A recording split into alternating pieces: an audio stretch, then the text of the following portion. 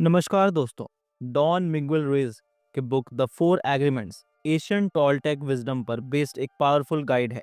ये हमें सिखाती है कि कैसे बचपन की कंडीशनिंग और डर भरे सोशल एग्रीमेंट्स को तोड़कर हम चार सिंपल रूल्स अपनाकर पर्सनल फ्रीडम, सच्ची खुशी और इनर पीस हासिल कर सकते हैं। डॉन मिगुएल रुइज के बुक का जो पहला हिस्सा है वो हमारी पूरी एग्जिस्टेंस और कौन नज़रिए से देखने पर मजबूर करता है। इस पार्ट का सबसे बड़ा कंसेप्ट है द डोमेस्टिकेशन ऑफ ह्यूमन और the dream of the planet. Ruiz समझाते हैं कि हम जिस तरह से दुनिया को देखते हैं वह हमारा अपना असली विजन नहीं है, बल्कि एक ऐसा ड्रीम है जो हमें बचपन से सिखाया गया है।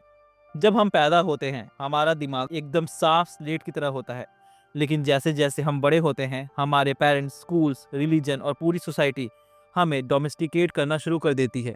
बिल्कुल वैसे ही जैसे हम किसी कुत्ते या घोड़े को ट्रेन करते हैं।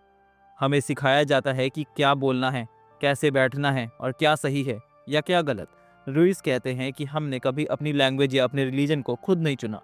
ये सब हमें एग्रीमेंट्स के रूप में दिए गए और हमने बिना सवाल किए उन्हें एक्सेप्ट कर लिया। इस डोमेस्टिकेशन का सबसे खतरनाक वेपन है रिवॉर्ड एंड पनिशमेंट। जब हम बड़ों की बात मानते थे तो हमें गुड बॉय या गुड गर्ल का रिवॉर्ड मिलता था, प्यार और अटेंशन के जरिए। और जब हमने उनके रूल्स तोड़े तो हमें पनिश किया गया। इस डर से हमें कोई रिजेक्ट ना कर दे, हमने वो बनने की कोशिश शुरू कर दी जो दूसरे हमसे चाहते थे। इस प्रोसेस में हमने अपना ऑथेंटिक सेल्फ, असली पहचान कहीं खो दिया। हम एक ऐसा परफेक्शन का इमेज चेज करने लगे जो कभी अचीव ही नहीं हो सकता, क्योंकि वो हमारा अपना स्टैंडर्ड था ही नहीं। धीरे धीरे हमें बाहर से किसी पनिशमेंट की ज़रूरत नहीं रह जाती, क्योंकि हम खुद अपने ही सबसे बड़े जज बन जाते हैं। हमारे अंदर एक इनर जज बैठ जाता है जो हर वक्त हमें हमारी गलतियों के लिए कोसता रहता है, और एक विक्टिम जो हमेशा गिल्ट और शर्म, शेम फील करता है।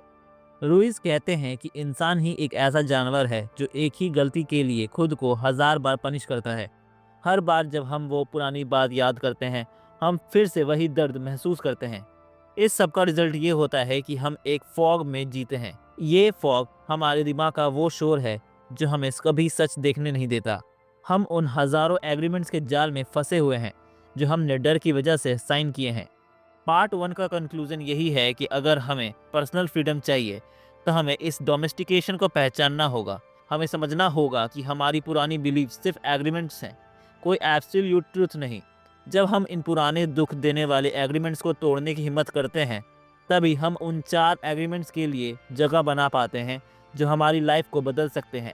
बेसिकली रुइज हमें हमारी मेंटल जेल से वाकिफ कराते हैं ताकि हम उसकी चाबी ढूंढ सकें।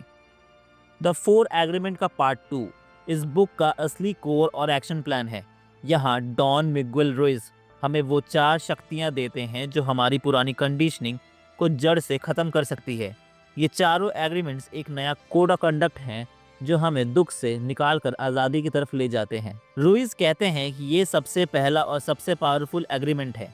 हमारे शब्द सिर्फ बोलने के लिए नहीं हैं, वो एक सीड की तरह हैं जो दूसरों के और हमारे अपने दिमाग में बो दिए जाते हैं। इम्पेकेबल का मतलब है विदाउट सिन, बिना किसी पाप के।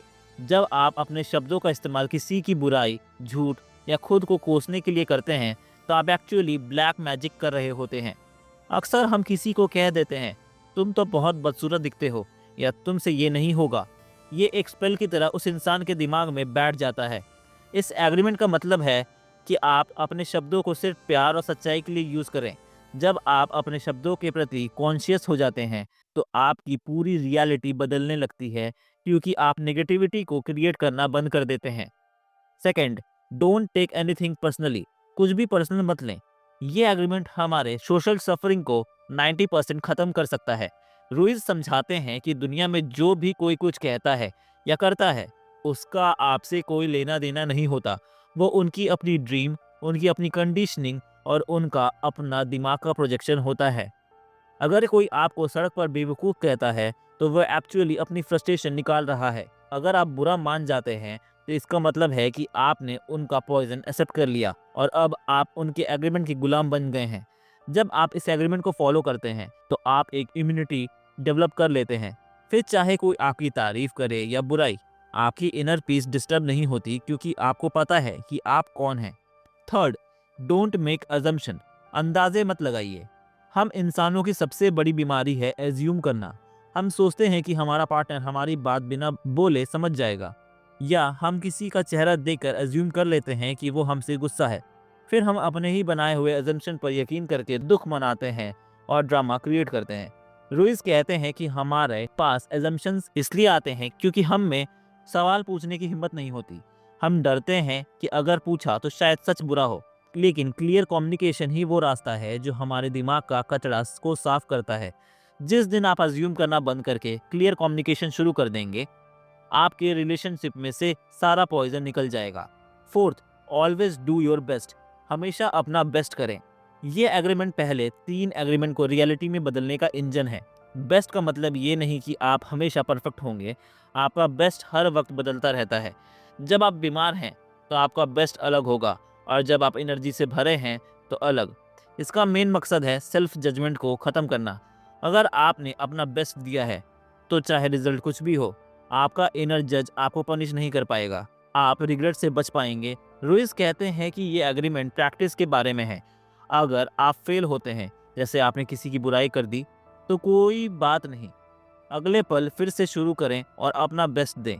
धीरे धीरे ये चारों एग्रीमेंट्स आपका नया नेचर बन जाएंगे। ये चारों एग्रीमेंट्स मिलकर एक ऐसा शील्ड बनाते हैं जो आपको पुराने डर और दुख से बचाता है। ये आपको बताते हैं कि असली ताकत दूसरों को बदलने में नहीं, बल्कि अपने एग्रीमेंट्स को बदलने में है। द 4 एग्रीमेंट का पार्ट 3 हमें the Toltec path to freedom की तरफ ले जाता है। अगर पहले 2 पार्ट्स प्रॉब्लम और सॉल्यूशन को समझने के बारे में थे, तो ये तीसरा हिस्सा एक्शन और ट्रांसफॉर्मेशन के बारे में है। रुइस यहाँ समझाते हैं कि सिर्फ इन एग्रीमेंट्स को जान लेना काफ़ी नहीं है, असली चुनौती उन्हें जीने में है। फर्स्ट, द स्पिरिचुअल वॉरियर, एक रूहानी योद्धा बनना। रुइस हमें एक स्पिरिचुअल वॉरियर बनने का कॉल देते हैं, लेकिन ये योद्धा दूसरों से नहीं बल्कि अपने ही दिमाग के पैरासाइट से लड़ता है। ये पैरासाइट वही पुरानी कंडीशनिंग, डर और जज है जो हमें हमेशा नीचे दिखाता है। एक वॉरियर का काम है अपनी अवेयरनेस को जगाए रखना। ज़्यादातर लोग स्लीप वॉकिंग कर रहे हैं। वो बिना सोचे समझे वही पुरानी दुख भरे पैटर्न्स रिपीट करते रहते हैं। रुइस कहते हैं कि ट्रांसफॉर्मेशन की पहली स्टेप है अवेयरनेस। जब तक आपको ये एहसास नहीं होगा कि आप एक मेंटल जेल में हैं, आप बाहर निकलने की कोशिश नहीं करेंगे।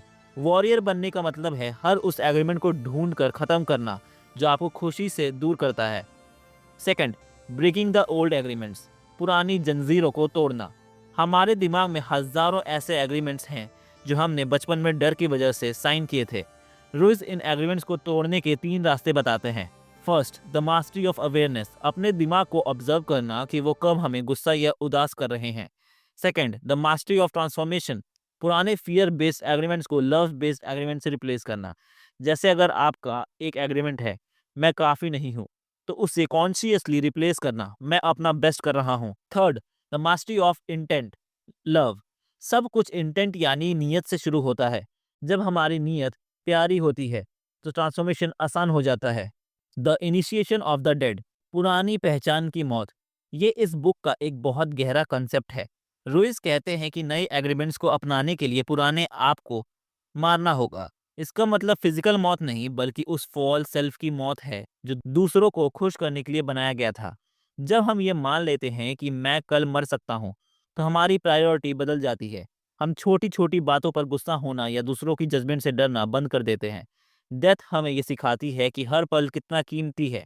इस सिंबॉलिक डेथ के बाद जो बचता है वो है आपका असली स्वरूप, जो निर्दोष है और सिर्फ प्रेजेंट मोमेंट में जीता है। Fourth, the new dream, heaven on earth, part 3 का अल्टीमेट गोल है एक नया ड्रीम क्रिएट करना। रुइस कहते हैं कि दुख सिर्फ एक स्टेट ऑफ माइंड है और खुशी भी। जब आप चारों एग्रीमेंट्स को पूरी तरह अपनाते हैं, तो आपका पर्सनल ड्रीम बदल जाता है।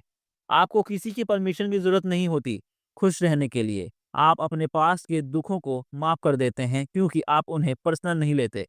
आपका दिमाग शोर से मुक्त हो जाता है और एक गहरी शांति, इनर पीस महसूस करता है। रोइज स्टेट को द रिश्योरेक्शन कहते हैं, जहां आप दोबारा जिंदा होते हैं, लेकिन इस बार डर से नहीं बल्कि आज़ादी और प्रेम से। रुइज एंड में यही कहते हैं कि ये रास्ता थोड़ा लंबा है और आप कई बार गिरेंगे, लेकिन हर बार गिरने पर अगर आप ऑलवेज डू योर बेस्ट को याद रखेंगे, तो एक दिन आप पूरी तरह आज़ाद हो जाएंगे। ये सफ़र खुद से खुद तक